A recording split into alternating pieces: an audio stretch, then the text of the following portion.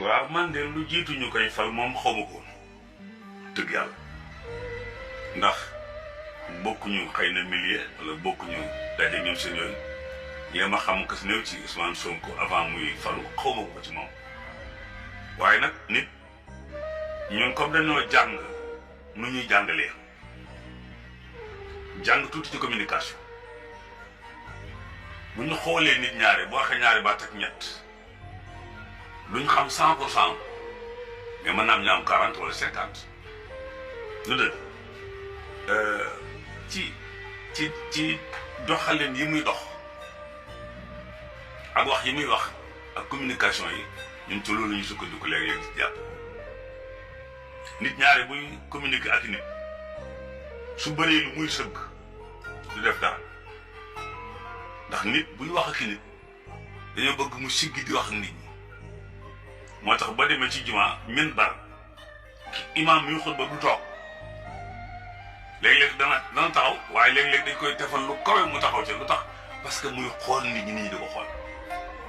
kon kii communiqué nga gis muy xool nit ñi yëgal ne kii amul lu mu làq ci ginnaaw da ci tege kere bi ñu ne suba la 4 avril discours bi mu def président yi ko jiitu woon yàlla na yàlla sàmm leen da nga daan toog rek télé bi jëkk rek nga la dajji moom télé bi dafa taxaw ba noppi ba yëpp sotti mu jékki-jékki génn ci biti xamuñ fu mu toogoon jékki-jékki génn ñëpp seen ko mu ñëw ba agsi ba agsi ba def ñaar loxo ñi ni ñu jàng communication dañu xam ne kii ñu ma wax ñeme na ci fi mu jëm tam ñeme na fi lu dëgg donc ñun yooyu la ñuy jàngat ci moom taxawaay yu taxawit nag lii laa bëgg a def ak léegi lii yiñ ci jot a kas néew ñu ngi koy jàpp par ndànk-ndànk mu des nag gis nga nun Sénégal yii su fekkee niñ meloon ci mandaam Ablaye Wade mel ko ci mandaam Macky buñ ko melee ci mandaam Diomaye mi nun rek nun lañu doon yéen ñi jàng tubaab yéenay wax alternance ak alternative xam nga su fekkee nag dañuy jëlee benn président ca palais ba mu dem ñu indi keneen affaire bi du loolu de affaire bi ñun ñuy jëlee nit ñi palais ba ñun la soxna si dafa am ci bitim réew benn barab buñ doon aaye ku fa lal di jaay benn Sénégalais ñëw lal fa di jaay police bi ñëw dàq ko dem del si waat fekk mu lalaat une deuxième fois mu dàq ko mu del si waat fekk mu lalaat nga xam ne saa bu demee bi ñëw dee fekk mu lal xam nga lu mu wax yow ban nationalité nga bokk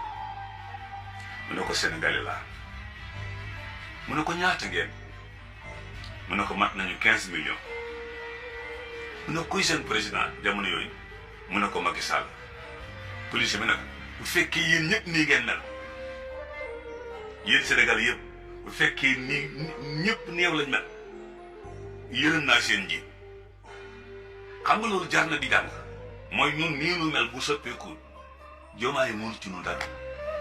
Ousmane Sonko mënu ci nu dara bu fekkee nii mel lañ soppeeku xam nga ñun ñu war a mel mooy dañoo fal benn président bu doon gone xam nga doon yoon mooy bu ne ma tàllal sa faag bi rek ma tàll ko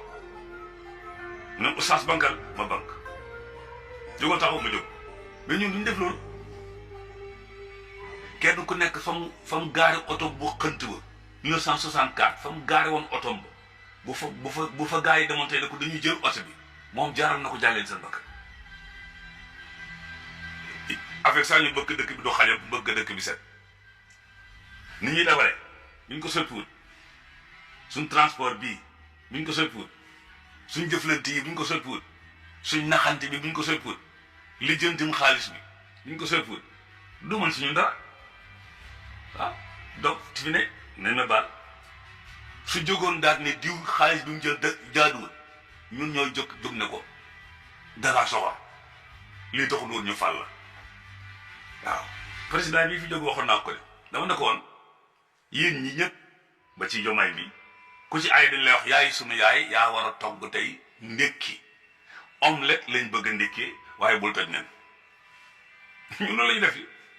kenn xam luñ bëgg omelette lañ bëgg a ndékkee mais nag bul toj nen léegi nag mu am problème kon ni ñu ndékkee omelette dañu yàlla dimbali